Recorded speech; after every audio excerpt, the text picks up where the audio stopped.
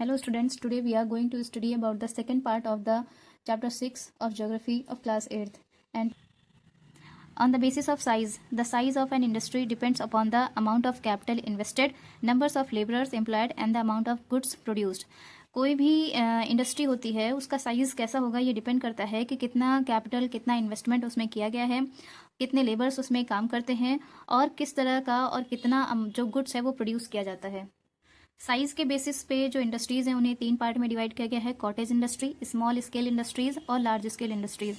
सबसे पहले हम कॉटेज इंडस्ट्रीज के बारे में पढ़ेंगे।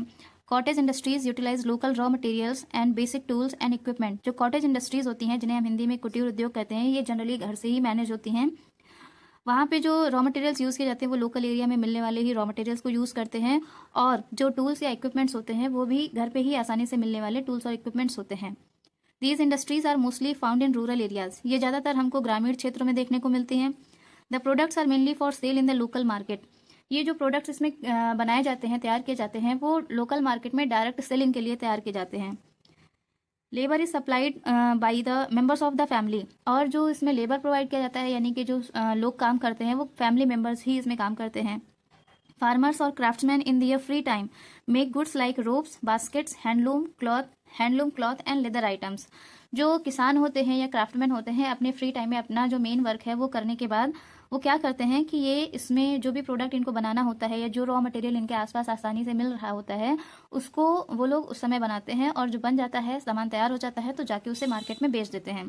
जैसे कि ये रस्सियाँ बनाते हैं, बास्केट बनाते हैं, हैंडलूम क्लॉथ बनाते हैं, हथकरघा से कपड़े बनाते हैं और लेदर आइटम्स, चमड़े के सामान बनाते हैं।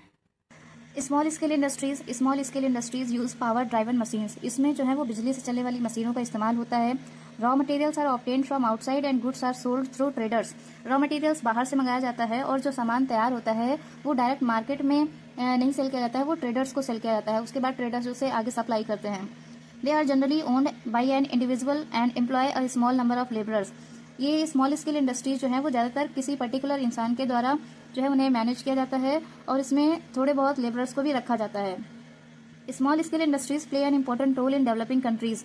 स्मॉल स्केल इंडस्ट्रीज जो है वो किसी भी कंट्री को डेवलप करने में एक बहुत इंपॉर्टेंट रोल प्ले करती हैं। They produce cloth. अब इसमें क्या क्या प्रोड्यूस किया जाता है स्मॉल स्केल इंडस्ट्रीज में? क्लॉथ हो गया, पेपर गुड्स हो गए यानी कि कपड़ा हो गया, और उसके बाद जो कागज से बनने वाले सामान हो गए, टॉयज हो गए, फर्नीचर हो गया, मशीन पार्ट्स हो गए, इलेक्ट्रिकल गुड्स हो गए, यूटेंसिल्स यानी बर्तन हो गए, एंड लेदर गुड्स। ये सारी चीज़ें जो है वो स्मॉल स्केल इंडस्ट्रीज में प्रोड्यूस की जाती हैं।